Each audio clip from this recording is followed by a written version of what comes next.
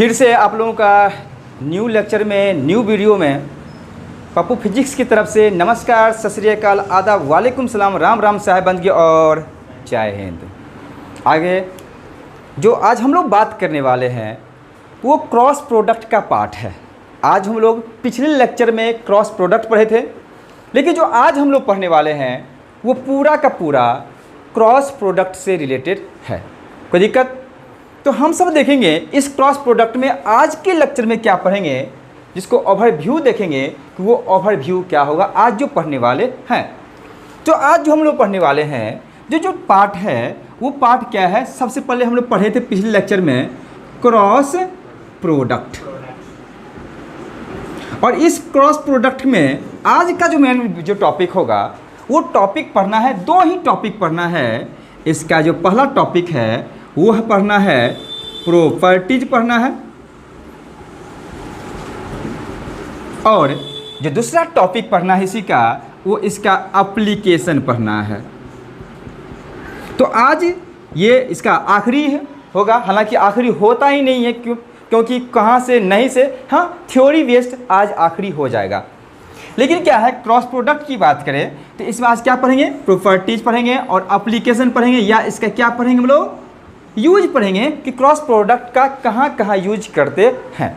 ठीक है, तो आज हम लोग इस पे आते हैं। तो पहला पार्ट हम पढ़ेंगे प्रॉपर्टीज, फिर क्या पढ़ेंगे, एप्लीकेशन। तो हम लोग प्रॉपर्टीज पे आते हैं और देखते हैं कि प्रॉपर्टीज क्या होगी। सही है, तो इस प्रॉपर्टीज को समझने के लिए सबसे पहला बात है, जब आप क्रॉस प्रोडक्ट के प्रॉपर्टीज को समझते हैं तो इस क्रॉस प्रोडक्ट का प्रॉपर्टीज में पहला प्रॉपर्टीज होगा जिसे हम लोग जानने की कोशिश करेंगे। इसका पहला प्रॉपर्टीज होगा कि इट इज नॉन कम्यूटेटिव। ये जो होगा नॉन कम्यूटेटिव होगा। नॉन कम्यूटेटिव ये आपके बारे में जानने की कोशिश करेंगे। तो इस बात करते हैं हम लोग, तो जब भी हम नॉन कम्यूटेटिव की बात करेंगे इसका मतलब है कि यहाँ पर यदि ए क्रॉस किसकी बात कर लिया जाए, बी की बात कर लिया जाए, तो ये कभी भी नहीं बराबर होगा किसके, ए, यानी क्या होगा, बी क्रॉस ए के कभी बराबर नहीं होगा।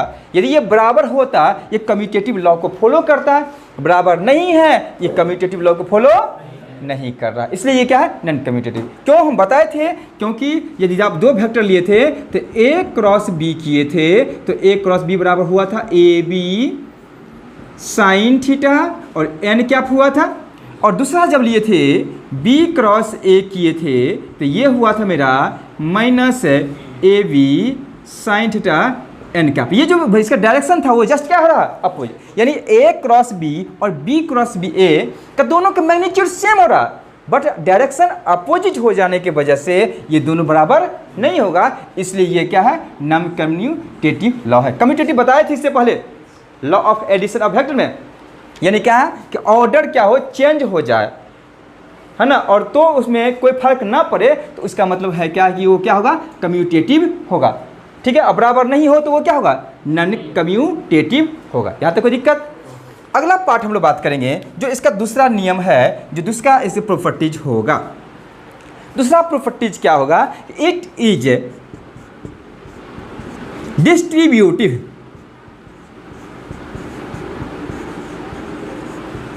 डिस्ट्रीब्यूटिव का मतलब आप जब समझते हैं कि डिस्ट्रीब्यूटिव कैसे होगा ये, तो अब यहाँ पर हम लोग एक वर्ड आता है डिस्ट्रीब्यूटिव। डिस्ट्रीब्यूटिव को समझना है तो देखिए, डिस्ट्रीब्यूटिव को समझने के लिए मान लो यहाँ पर हम जो बात करने वाले हैं, जिसके बारे में बात कर रहे हैं, तो सपोज करो कि यहाँ पर क्या है, एक ए वेक्टर है ना, और यहाँ पे एक बी वेक्टर है, और यहाँ पे क्या वेक्टर है, सी वेक्टर है। सही है, यदि ए क्रॉस बी को हम लोग बी प्लस सी कर सकते हैं, यानी ये बी प्लस सी है और ए क्रॉस बी कर दिया जाए तो ये हमेशा आपको, यानी आपको सेपरेटली इसको इसके साथ मल्टीप्लाई कर दें और इसको फिर इसके साथ कर दें, यानी क्या होगा, ए क्रॉस बी प्लस क्या हो जाएगा, फिर से ए क्रॉस क्या होगा यहाँ पे सी, और ये मेरा लॉ जो होगा, यही लॉ मेरा क्या होगा, डिस्ट्रीब्यूटिव लॉ होगा। ये इसको फॉलो करता है। ठीक है, इसलिए ये कौन सा चीज़ होगा, डिस्ट्रीब्यूटिव होगा। नंबर थर्ड इसका जो प्रॉपर्टीज है इसके बारे में जब हम सब स्टडी करेंगे, ये नंबर थर्ड प्रॉपर्टीज क्या होगा। देखिए बड़े आसान सा चीज़ है, क्योंकि कंडीशन बताए थे, है ना। तो हम यहाँ बताए थे कि क्रॉस प्रोडक्ट, यहाँ पर देखिएगा क्रॉस प्रोडक्ट ऑफ है टू पैरेलल, और या क्या हो सकता है रे, सिमिलर वेक्टर्स आर क्या होगा, जीरो। ये बताए थे जब भी आप क्रॉस प्रोडक्ट करते हैं, ये प्रॉपर्टी है, यानी क्या है, ए वेक्टर क्रॉस बी वेक्टर करते हैं, और यहाँ पर ए वेक्टर और पैरेलल है किसके, बी वेक्टर के बराबर है, ये हमेशा किसके बराबर होगा, जीरो के बराबर होगा। या आप सेम वेक्टर है ए क्रॉस ए करें तो इसका भी वैल्यू क्या होगा, जीरो होगा। क्योंकि हम बताए थे कि जब भी आप दो वेक्टर पैरेलल हो तो ए क्रॉस बी करते हैं तो इसका वैल्यू होता है A B sine theta N cap. लेकिन आपको पता है ए बी साइन, जब दो वेक्टर पैरेलल हो तो इसके बीच के एंगल या तो थीटा होगा या तो 180 डिग्री होगा। तो आप वहाँ पे जीरो रखो, एन कैप तो साइन जीरो की वैल्यू जीरो, अल्टीमेटली ये पूरा टर्म क्या हो जाएगा, जीरो। ये बताए थे पहले, है ना। ये इसका क्या होगा, तो ये आपको ये प्रॉपर्टी हम लोग पढ़े थे, ये क्या होता है, ये नॉन कम्यूटेटिव होता है, ये डिस्ट्रीब्यूटिव होता है, और जो क्या होता है कि जब भी दो वेक्टर होगा cross product of two part, क्या कहते हैं कि पैरेलल वेक्टर हो या सिमिलर वेक्टर हो, उसका जो है क्रॉस प्रोडक्ट हमेशा क्या होगा, जीरो होगा। सिमिलर समझते हो ना, सेम वेक्टर होगा तो उसका क्रॉस प्रोडक्ट हमेशा क्या होगा, जीरो होगा। इन सारे चीज़ को हमको समझना है। ये मेरा क्या था, इसी तरह से ये मेरा क्या था, प्रॉपर्टीज ऑफ क्या था, क्रॉस प्रोडक्ट था। यहाँ तो समझ आ रहा है। लेकिन अब हम जानने की कोशिश करेंगे कि क्रॉस प्रोडक्ट को यूज कहाँ करते हैं, कहाँ कहाँ इसका एप्लीकेशन करते हैं, कहाँ कहाँ इसका यूज किया जाता है। समझ रहे हैं चीज़। तो इसको समझने के लिए, उस टॉपिक को समझने के लिए आप जल्दी से इसको क्या कर लेंगे, इसको अच्छे से समझ लेंगे, लिख लेंगे और पॉज करेंगे, फिर देखेंगे। अब हम लोग इससे पहले हम जस्ट देखे थे कि प्रॉपर्टीज ऑफ है क्रॉस प्रोडक्ट, ठीक है, देख लिए थे। सिंपल सा टर्म था कि क्रॉस प्रोडक्ट ऑफ है पैरेलल वेक्टर या सिमिलर वेक्टर हमेशा जीरो होगा। क्रॉस प्रोडक्ट एसोसिएटिव लॉ को क्या करता है, फॉलो नहीं करता है। क्रॉस प्रोडक्ट क्या होता है, डिस्ट्रीब्यूटिव लॉ को फॉलो करता है। क्रॉस प्रोडक्ट क्या होता है, कम्यूटेटिव लॉ को फॉलो नहीं करता है। यहाँ तक जब तक देख लिए थे। लेकिन अब जो देखने वाले हैं वो है एप्लीकेशन ऑफ क्रॉस प्रोडक्ट, यानी आप दो वेक्टर को जब हम लोग क्रॉस प्रोडक्ट करते हैं तो उसका कहाँ कहाँ हम सब क्या करते हैं, यूज करते हैं, उपयोग करते हैं, एप्लीकेशन करते हैं इसका। देखिए यहाँ पर जब एप्लीकेशन की बात करता है तो पहला एप्लीकेशन है to find the angle between, to find the angle between two given vector।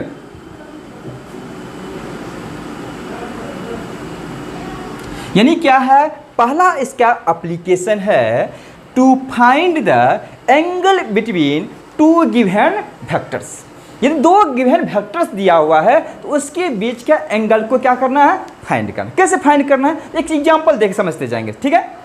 तो पहला एग्जांपल है, मान लेते हैं यहाँ पे एग्जांपल देते हैं, इसी के बेस पे देते हैं। तो मान लिया जाए एक मेरा वेक्टर यहाँ पे है और इसका नाम दे दिए ए वेक्टर दे दिए, और ए बराबर दे दिया है आपको, मान लेते हैं कि यहाँ पे दे दिया है 6 दे दिया है, सपोज करो दे दिया, ठीक है। अब देखिए दूसरा वेक्टर यहाँ पर है और इस दूसरा वेक्टर का नाम दे दिया है बी वेक्टर दे दिया है, और बी वेक्टर का वैल्यू दे दिया है, सपोज करो मान लेते हैं क्या जाता है मानने में, तो यहाँ पर ए वेक्टर दे दिया है और इस ए वेक्टर का ये मैग्नीट्यूड है, बी वेक्टर का ये क्या है, मैग्नीट्यूड है, इसका वैल्यू दे दिया है 4, इसका वैल्यू क्या दे दिया है 3 दे दिया। यहाँ तक कोई दिक्कत। अब देखिए तो 4 दे दिया है, 3 दे दिया है, हमको तो इसको समझना है। यहाँ पे क्या दिया, 4 दे दिया और क्या दिया है 3 दे दिया है। और यहाँ पर क्या दिया हुआ है कि यहाँ पर जो क्रॉस प्रोडक्ट है ए क्रॉस जो बी है, इस ए क्रॉस बी का जो मैग्नीट्यूड दिया हुआ है, और ये मैग्नीट्यूड दिया है ये जो मैग्नीट्यूड दिया हुआ है और ये दिया हुआ है 6, हमको समझना। यानी क्या है, एक वेक्टर दिया हुआ है ए, एक वेक्टर दिया है बी, और इसका cross product A cross B दिया है 6, इसके बीच का क्या निकालना है, एंगल। तो क्या क्रॉस प्रोडक्ट से निकाल सकते हैं? तो हम लोग जानते हैं क्रॉस प्रोडक्ट का फॉर्मूला होता है कि ए क्रॉस बी, और ये इसका मैग्नीट्यूड हो तो मैग्नीट्यूड की टर्म निकालते हैं हम लोग जानते हैं ए बी क्या होगा साइन थीटा। यहाँ से साइन थीटा का वैल्यू निकालेंगे तो यहाँ पे होगा साइन थीटा इक्वल टू होगा ए क्रॉस बी, है ना, इसका मैग्नीट्यूड बाय क्या होगा ए बी। अब यहाँ से देखिएगा ए क्रॉस बी का वैल्यू कितना दिया हुआ है 6, ए का मैग्नीट्यूड कितना दिया है 4 इंटू बी का मैग्नीट्यूड कितना दिया है 3, यहाँ पर काट देंगे तो कितना होगा 4 तिया, बट अल्टीमेटली ये सब कट जाएगा तो कितना आएगा अल्टीमेटली 1/2। देखिए बड़ी मज़ेदार बात है। तो साइन थीटा इक्वल टू कितना होगा 1/2। तो how much value of theta? तो आपको बता दें यहाँ पर थीटा का वैल्यू जो होगा वो आ सकता है या तो 30 डिग्री आ सकता है या तो 150 डिग्री आ सकता है। ठीक है, यानी दोनों वैल्यू हो सकता है, या तो 30 डिग्री भी हो सकता है और 150, क्योंकि क्या कहते हैं साइन 30 या साइन 150 का वैल्यू जो होता है वो हमेशा क्या होता है 1/2 होता है। ये समझ आ रहा चीज़ क्या? इसका मतलब है कि आप क्रॉस प्रोडक्ट दिया हुआ है तो क्रॉस प्रोडक्ट की हेल्प से दो वेक्टर के बीच का क्या निकाल सकते हैं, एंगल निकाल सकते हैं, बहुत आसानी से निकाल सकते हैं। निकल गया ना? आप समझ आ रही चीज़? तो अब हम लोग देखेंगे ना नंबर 2 देखेंगे इसका एप्लीकेशन, वो नंबर 2 एप्लीकेशन इसका क्या होगा। तो नंबर 2 एप्लीकेशन कहता है बहुत ही आसान सा तरीका है, फिर देखिए कैसे निकालते हैं। नंबर 2 कहता है तो इसका जो अगला एप्लीकेशन है वो क्या है, to find unit vector, to find unit vector, है ना, और वो क्या होगा रे परपेंडिकुलर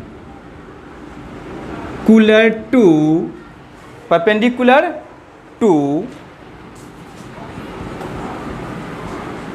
प्लेन ऑफ है गिवन वेक्टर्स। यानी क्या है, हमें यहाँ पर निकालने कहता है या गिवन वेक्टर्स यहाँ पर कहना चाह रहा है कि यूनिट वेक्टर निकालना, यानी दो वेक्टर दिया हुआ है, 3 भी वेक्टर हो सकता है। यदि सेम प्लेन में है तो उस प्लेन के परपेंडिकुलर डायरेक्शन में कोई दिक्कत, परपेंडिकुलर डायरेक्शन में यूनिट वेक्टर क्या होगा ये निकालना चाहता है। तो इसको समझने के लिए हम कैसे निकालते हैं देखिएगा, तो इसमें यूज करते कैसे हम निकालते हैं, ये एप्लीकेशन है। जैसे मान लिया जाए कि यहाँ पर एक वेक्टर दे दिया है, यहाँ पर एक प्लेन की बात करते हैं, जैसे मान लेते हैं एक वेक्टर दे दिया है, यहाँ पर ए वेक्टर दे दिया है, और यहाँ पर दे दिया है एक वेक्टर दे दिया है, यहाँ पर क्या दे दिया है, क्या दे दिया यहाँ पर बी वेक्टर दे दिया है। ठीक है, अब यहाँ इस दोनों के बीच के क्या है, यहाँ पे एंगल दे दिया है। तो हम जानते हैं तो इसकी अब कौन सा चीज़ होगा, कौन सा ऐसा वेक्टर होगा जो इसके प्लेन के परपेंडिकुलर होगा। तो हम लोग जानते हैं इसकी प्लेन के परपेंडिकुलर हो सकता है, वो वही हो सकता है, वो क्या हो सकता है एन कैप हो सकता है ना। ये नहीं होगा यूनिट वेक्टर जो ए बी प्लेन के परपेंडिकुलर होगा। तो हम यहाँ से ए बी निकालते हैं तो हम लोग जानते हैं according to cross product A cross B, और A cross B equal to होता है, वो होता है ए बी साइन थीटा, और वो क्या होता है एन कैप। सही है, और एन कैप जो निकालेंगे ये एन कैप, और ये एन कैप जो होगा जिसको यूनिट वेक्टर कहते हैं, ये इक्वल टू होगा ए क्रॉस बी बाय क्या होगा ए बी, क्या हो जाएगा यहाँ पे साइन थीटा। और यहाँ पर ये जो निकला है यही जो है इसी एन कैप को कहते हैं, इसी को कहते हैं यूनिट वेक्टर। और ये जो वेक्टर है वो परपेंडिकुलर टू किस पे है रे, कौन सा प्लेन पे है, ए बी प्लेन पे है। ए बी प्लेन पे क्या है, ये परपेंडिकुलर। क्या निकल गया, यानी ए बी प्लेन है या ए बी ए जो वेक्टर दो वेक्टर है उसके प्लेन के परपेंडिकुलर कौन सा यूनिट वेक्टर होगा, एन कैप। तो याद इसी चीज़ में एक बात याद रखिएगा कि हमको समझना है, यदि इस ए बी प्लेन की बात करें ना तो ये जो वेक्टर होगा ना ये इस पे भी परपेंडिकुलर है और ये वेक्टर इस पे भी परपेंडिकुलर होगा। ठीक है, पे तो याद रखना ये एन वेक्टर ये परपेंडिकुलर होगा ए प्लस किस पे होगा, बी पे भी परपेंडिकुलर होगा कि नहीं होगा। क्योंकि हमने ये क्या कहते हैं, ए और बी एक प्लेन को रिप्रेजेंट कर रहा है। देखिए तो एक पे भी है, यदि प्लेन ले लिया जाए तो यहाँ पे ए हो गया और यहाँ पे बी हो गया, जब देखिए यहाँ से ए और यहाँ से बी हो गया तो परपेंडिकुलर यूनिट वेक्टर क्या होगा, इसके परपेंडिकुलर होगा ना, तो परपेंडिकुलर होगा। तो ए प्लस बी लेंगे तो अभी वो क्या होगा परपेंडिकुलर, ए प्लस बी करेंगे तो रिजल्टेंट होगा उस पर भी परपेंडिकुलर होगा, इसी प्लेन में होगा। यदि सम करते हैं, यदि ए बी प्लेन की बात करते हैं, इधर से ए लिए इधर से बी लिए तो ये प्लेन हो गया, ए बी प्लेन हो गया। अब यदि इस प्लेन को जोड़ देते हैं, ए प्लस बी करते हैं तो उसका रिजल्टेंट भी इसी प्लेन में होगा। और वो जब सेम प्लेन, ये चूंकि ये परपेंडिकुलर इस प्लेन पे है, तो परपेंडिकुलर इस प्लेन के अलॉन्ग में जो भी लाइन होगा उस सारा लाइन पे ये क्या होगा, परपेंडिकुलर होगा, इसीलिए ये क्या होगा, परपेंडिकुलर होगा। उसी तरह से यदि माइनस भी कर देंगे तो ये परपेंडिकुलर होगा, ए माइनस क्या होगा, बी होगा। क्या यहाँ से एक रिजल्ट आ रहा है, यानी कि यूनिट वेक्टर जो होता है जो हमेशा यदि ए क्रॉस बी में यदि जो यूनिट वेक्टर निकलता है वो यूनिट वेक्टर हमेशा ए बी प्लेन के परपेंडिकुलर होता है। साथ ही साथ उस a प्लस बी जो है ना, उस a प्लस बी के परपेंडिकुलर भी होता है, और साथ ही साथ a माइनस बी के भी क्या होता है, वो परपेंडिकुलर होता है। इसको समझ लीजिएगा। ये क्या था, to find the unit vector perpendicular to the plane of given vector. निकल गया। तो किस फॉर्मूला से निकालेंगे, इस फॉर्मूला कौन सा फॉर्मूला यूज किए हैं, क्रॉस प्रोडक्ट। तो ये क्रॉस प्रोडक्ट यूज हुआ किसके लिए, to find the unit vector perpendicular to A B plane. आगे समझ में। अब हम देखेंगे इसका जो तीसरा एप्लीकेशन है, जो मोस्ट इंपॉर्टेंट एप्लीकेशन है, वो तीसरा एप्लीकेशन क्या होगा। ठीक है, तो तीसरा एप्लीकेशन को जब देखेंगे उसके लिए हम लोग बात करेंगे। तीसरा नंबर एप्लीकेशन ये रहा, और ये है आपका तीसरा नंबर एप्लीकेशन। चलिए इसको हम लोग क्या करें, तीसरा एप्लीकेशन देखेंगे। इसको क्या करेंगे हम लोग, पहले यहाँ पर जगह नहीं है तो इसको क्या कर देंगे, मैं साफ करेंगे, मिटा देंगे, उसके बाद देखेंगे। अब इसका हम लोग तीसरा एप्लीकेशन पढ़े थे। पहला एप्लीकेशन पढ़ लिए, दूसरा पढ़ लिए, अब तीसरा एप्लीकेशन पढ़ेंगे। वो तीसरा एप्लीकेशन ये कहता है टू डिटरमाइन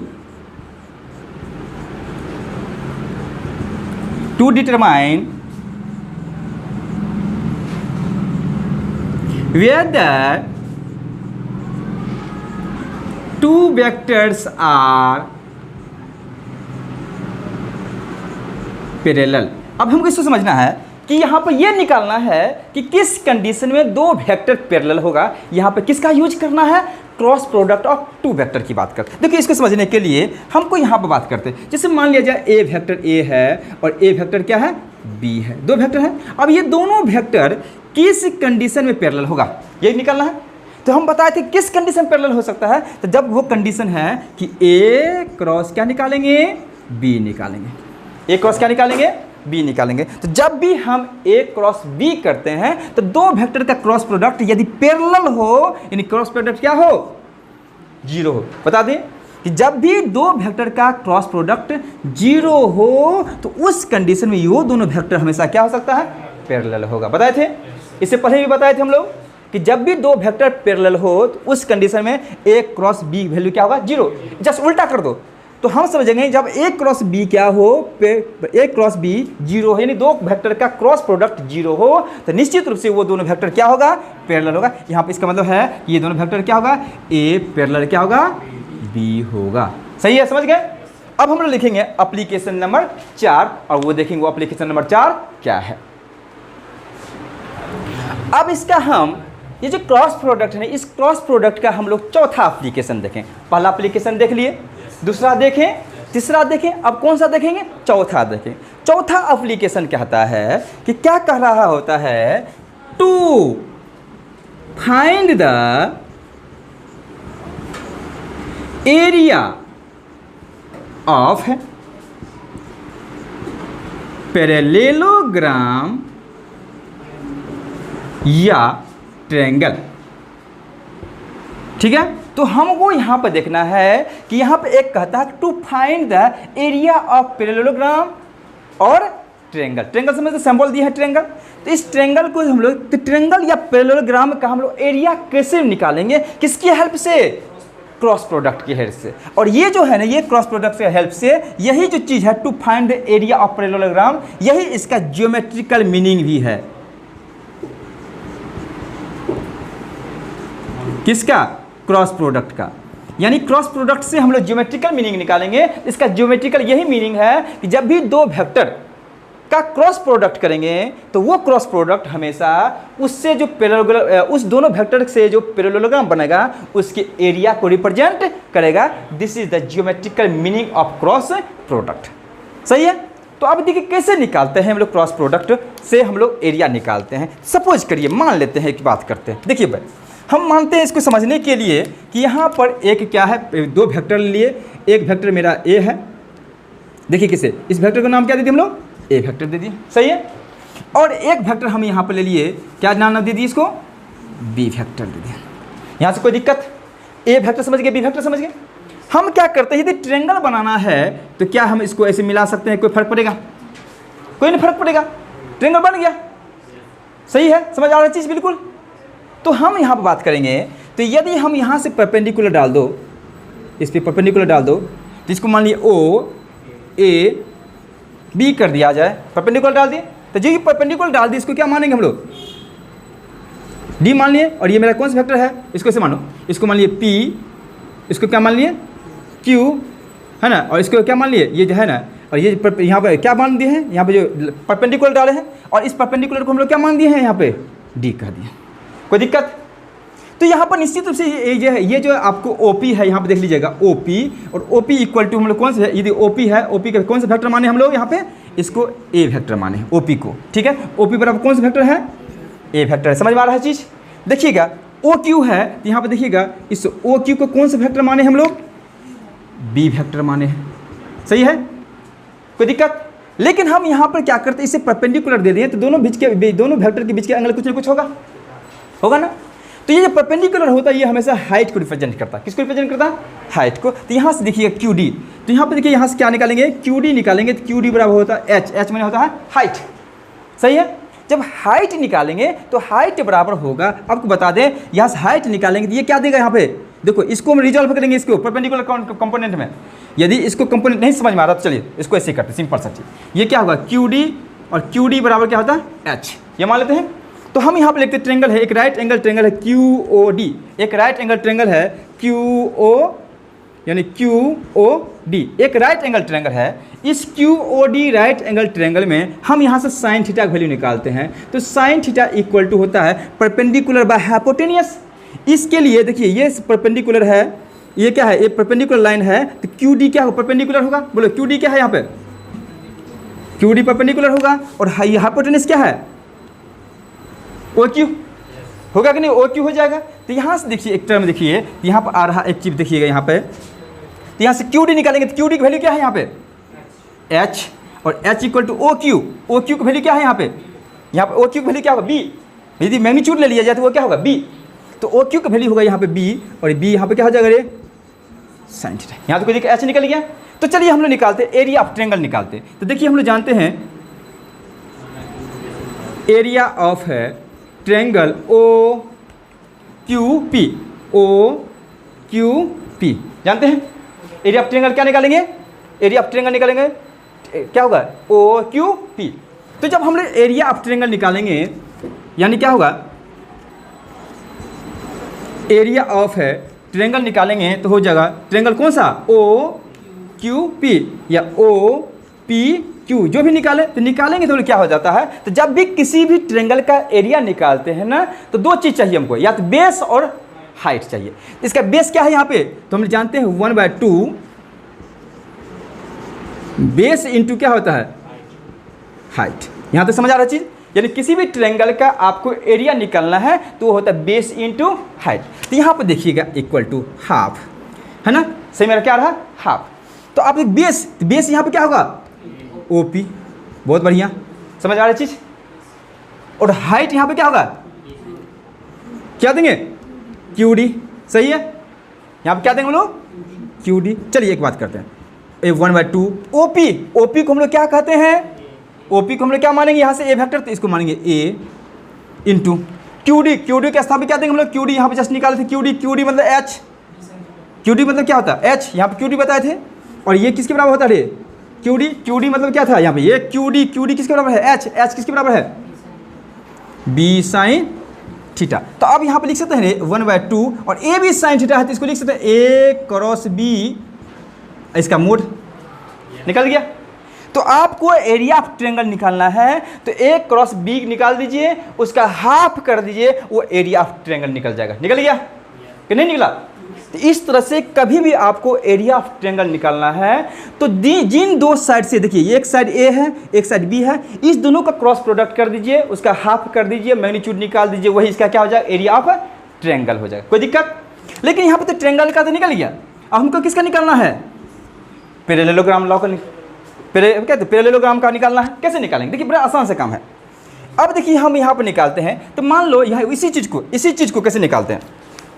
तो हम मान लेते हैं यहाँ पर एक वेक्टर था, वही वेक्टर था, इसका नाम क्या था ए, इसका नाम क्या था बी, है ना। अब देखिए इसको ओ कहे थे, इसको पी कहे थे, इसको क्या कहे थे क्यू कहे थे। लेकिन हम लोग जानते हैं इस वेक्टर हो तो पैरेललोग्राम ड्रॉ कर सकते हैं, तो हम ड्रॉ कर दिए। चलिए ड्रॉ कर दिए। तो ड्रॉ करने के बाद यहाँ पे क्या हो जाएगा ए पी यानी ए ओ पी क्यू, और इसको हम लोग क्या मान सकते हैं आर मान सकते हैं। तो चलिए यहाँ से हम लोग क्या करते हैं, इसको डायगोनल को मिला दिए। तो देखिए आप कभी भी किसी पैरेललोग्राम में जाएंगे तो डायगोनल जो होता है ना, उस ट्रायंगल के उस पैरेललोग्राम के एरिया को दो भागों में क्या करती है डिवाइड कर देती है, दोनों बराबर भागों में। यानी क्या है, इसका जो एरिया होगा और इसका जो एरिया होगा वो क्या होगा बराबर। यानी क्या, इसकी एरिया को 2 टाइम्स कर दिया तो निकल जाएगा। तो चलिए तो इसको हम लोग कह सकते हैं, यानी क्या होगा, इसे यहाँ पर देखिएगा, तो एरिया ऑफ है पैरेललोग्राम, ये एरिया पैरेललोग्राम बराबर क्या हो जाएगा, यहाँ पर इसका क्या हो जाएगा 2 टाइम्स, यानी 2 टाइम्स एरिया ऑफ है triangle O P Q, O P Q. बोलो यानी क्या है, हम जानते हैं किसी भी पैरेललोग्राम में जाए उसका जो डायगोनल होता है वो हमेशा उस एरिया को 2 भागों में क्या करती है, बांट देती है। यानी ये एरिया और ये एरिया दोनों क्या होगा सेम होगा। यानी इसके एरिया को निकाल के 2 टाइम्स कर देंगे तो क्या होगा, निकल जाएगा पूरे का। तो हम क्या करते हैं 2 टाइम्स ऑफ एरिया ऑफ क्या हुआ ट्रायंगल ओ पी क्यू। अभी देखो 2 इंटू ओ पी क्यू बराबर क्या निकला है 1/2, और क्या निकला यहाँ पे मैग्नीट्यूड ऑफ है ए क्रॉस क्या निकला है बी, निकाल दिए, यानी कट गया। यानी क्या होगा रे ए क्रॉस क्या निकला बी, यानी क्या है इसका मैग्नीट्यूड। तो आपको ये क्या निकल गया एरिया ऑफ है पैरेललोग्राम। तो आपको पता चल गया होगा कि जब भी आपको एरिया ऑफ पैरेललोग्राम करना है तो आपको क्रॉस प्रोडक्ट कर दो, सिंपल सा 2 वेक्टर का क्या कर दो क्रॉस प्रोडक्ट, यानी ए क्रॉस बी करोगे तो क्या निकल जाएगा इसका पैरेललोग्राम निकल जाएगा, एरिया निकल जाएगा, ट्रायंगल भी निकल गया। कोई दिक्कत यहाँ पर समझ में आ रही है। आगे हम पाठ करेंगे वो क्या बात करने वाले हैं देखिए। तो अगला नंबर देखेंगे एप्लीकेशन नंबर 5, और वो होगा ये। अब हम अभी तक 4 एप्लीकेशन देखें, एक देखे पहला, दूसरा, तीसरा और चौथा। पहला हम क्या देखे थे, to find the angle between 2 given vector, 2 vector के बीच के एंगल।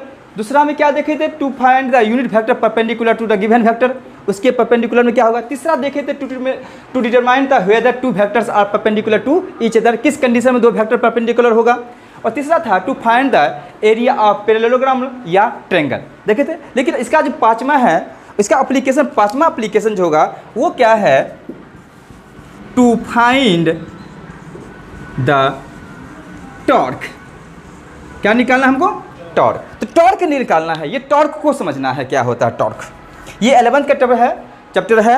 अब हम लोग जाएंगे रोटेशनल मोशन में जाएंगे, और 11th का सबसे बड़ी जो रीढ़ की हड्डी है ना वो रोटेशनल मोशन है।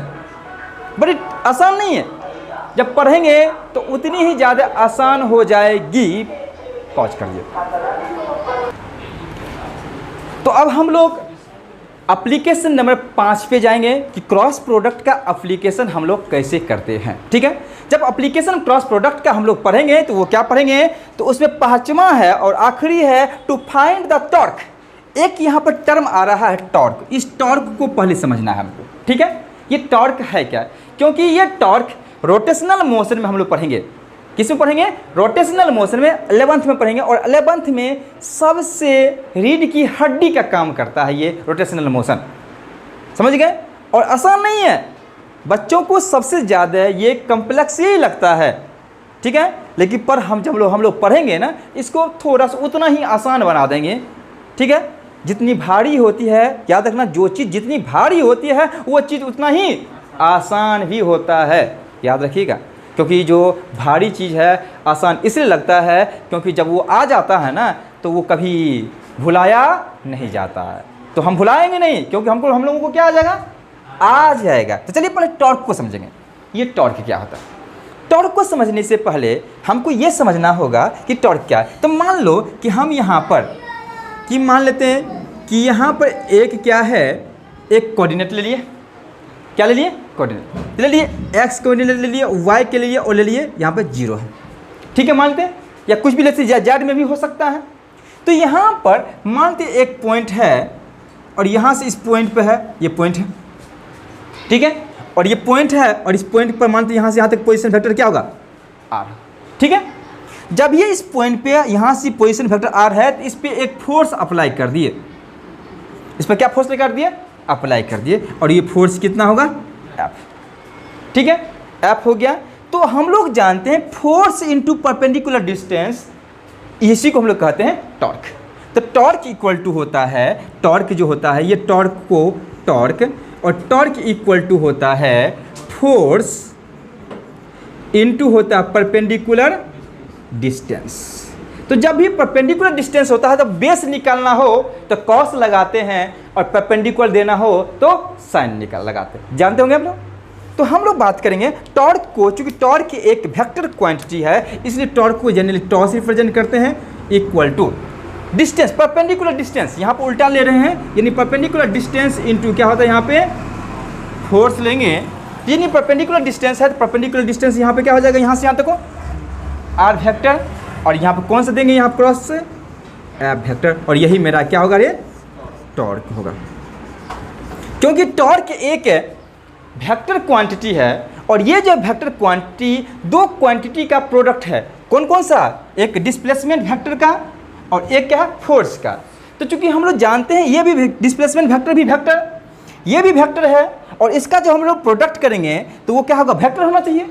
तो जब वेक्टर को प्रोडक्ट करेंगे तो वेक्टर होना चाहिए, इसके लिए कौन सा कंडीशन होगा, डॉट प्रोडक्ट नहीं, कौन सा होगा, क्रॉस प्रोडक्ट होगा। इसलिए यहाँ पर इसको और इसको हम लोग क्या प्रोडक्ट करते तो हमेशा टॉर्क आता, और टॉर्क भी एक क्या है, वेक्टर है। इसी तरह से हम लोग टॉर्क भी फाइंड कर सकते। एक एग्जांपल लेंगे टॉर्क को निकालने के लिए, कैसे, देखो टॉर्क का एग्जांपल बहुत सारा टर्म होगा। जैसे आप मान लेते हैं हम साइकिल का पैडल देते हैं तो उसमें क्या लगाते हैं, टॉर्क लगाते हैं। यानी क्या है, आप देखेंगे कि ये जो लेंथ आर जो है ना, जितनी अधिक होगी उतना ही ज़्यादा टॉर्क होगा, है ना। अब कैसे कैसे डिपेंड करते हैं, आप लोग कई दफ़ा ऐसा देखे होंगे कि हमारा कोई मानते एक साइकिल बनाते हैं, सपोज करो एक साइकिल बना दिए, मान लो क्या बना दिए, यहाँ पर हम लोग साइकिल बना दिए, यहाँ पर हम लोग क्या बना दिए, साइकिल बना दिए। और जब हम लोग साइकिल बना दिए हैं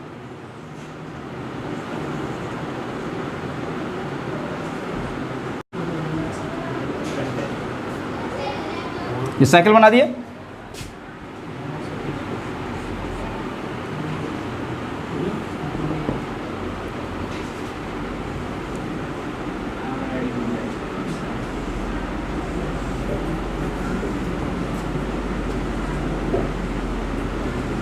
ये मेरा साइकिल है। और इस जब साइकिल में जाएंगे हम लोग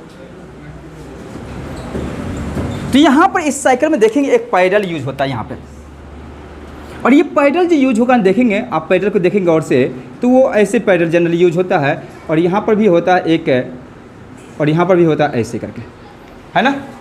तो यहाँ पर देखिए, यहाँ पर फोर्स लगाते, इस पैडल पर हम लोग क्या लगाते हैं, फोर्स लगाते। तो जब फोर्स लगाते तो मानते हैं हम इस पैडल पर हमने इधर इस डायरेक्शन में क्या लगा दिए, फोर्स लगा दिए, और इसका क्या है, ये आर है। तो जितना ही ज़्यादा फोर्स लगाएंगे, जितना ही ज़्यादा डिस्टेंस ज़्यादा होगा उसका टॉर्क क्या होगा, उतना ही ज़्यादा प्रोड्यूस होगा, ठीक है। तो यहाँ पर याद रखिएगा रोटेशनल मोशन में फोर्स की तरह ही टॉर्क काम करता है। जिस तरह से लीनियर मोशन के लिए फोर्स क्या करता है, काम करता है, उसी तरह से रोटेशनल मोशन में टॉर्क किसकी तरह काम करता है, फोर्स की तरह काम कर रहा होता है। तो यहाँ पर क्या होगा, जितना ही ज़्यादा ये लंबा होगा उतना ही ज़्यादा अधिक टॉर्क होगा, और उतना ही ज़्यादा टॉर्क होगा तो उतना ही ज़्यादा आसानी से ये क्या करेगा, रोटेट करेगा, सही है। इसलिए आप लोग देखते हैं कोई भी गेट है तो गेट का जो ये जो दिया जाता है किवाड़ी, वो क्या बड़ा दिया जाता है, ऐसा छोटा नहीं दिया जाएगा, बड़ा से दिया जाता है, ताकि उसको पकड़ के क्या करें हम लोग आसानी। जैसे ये मेरा ये गेट है तो गेट में ये क्या हाथ है और ये मेरा गेट है, तो जितना लंबा होगा वो गेट आसानी से ऐसे ऐसे हो सकता है, क्योंकि ये क्या लेंथ बढ़ रहा है। जब भी लेंथ बढ़ेगा तो टॉर्क का वैल्यू क्या होगा, बढ़ेगा। जब ये टॉर्क बढ़ेगा तो उसका रोटेशन आसानी से हो जाएगा। इस तरह से हम लोग क्या करते हैं, टॉर्क को फाइंड करते हैं। इसके लिए एक एग्जांपल देंगे, है ना, और एग्जांपल से टॉर्क फाइंड करते हैं। तो जैसे मान लेते कैसे एग्जांपल देंगे, देखिएगा। मान लिया जाए कि यहाँ पर दिया हुआ है इफ है परपेंडिकुलर डिस्टेंस जो है वो आर दिया हुआ है, 2i कैप दिया हुआ है, ठीक है, कितना दिया है, 2i कैप दिया हुआ है, प्लस 3j कैप दे दिया है ना। और जो फोर्स का वैल्यू दिया हुआ है क्या दिया हुआ, फोर्स का जो वैल्यू दिया हुआ है वो दिया हुआ है 3J कैप दिया हुआ है, प्लस क्या दिया है 3K दिया हुआ है। यहाँ पर निकालने का था, क्या निकालने का आता है, torque.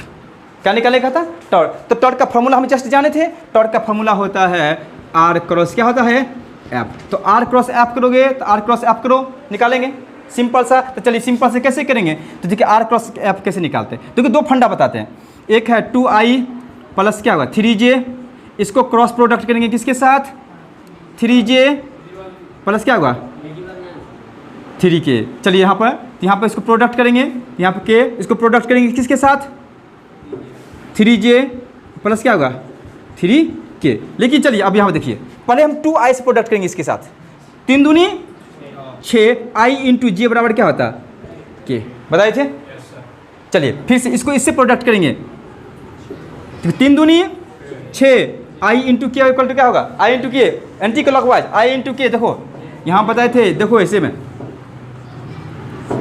I J into K, देखो इधर से इधर जाएंगे I इंटू J तो क्या K, लेकिन यहाँ क्या जा रहे हैं, क्या हुआ I इंटू K, यानी I से कहाँ जा रहे हैं, K जा रहे हैं, तो ये क्या हो जाएगा माइनस J हो जाएगा, माइनस J हो जाएगा। तो माइनस J इंटू क्या होगा यहाँ पर -6 हो जाएगा।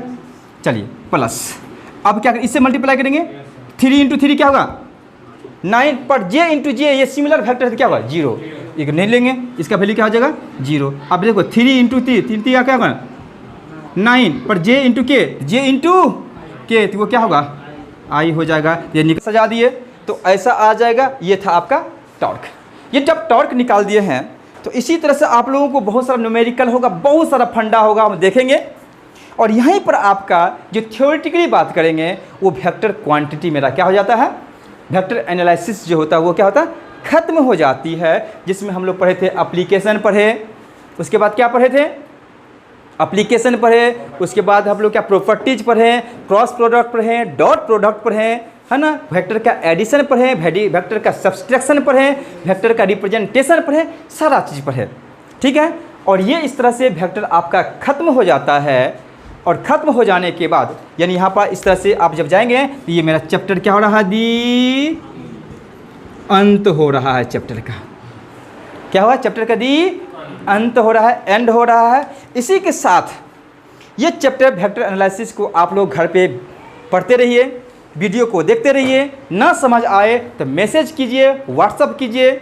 आज यहीं तक, घर पे जाइए, रक्षाबंधन का पर्व को अच्छे से मनाइए, अपने मम्मी पापा का सेवा कीजिए, सम्मान कीजिए। आज यहीं तक, आपका दिन शुभ हो। बहुत बहुत धन्यवाद। जय हिंद।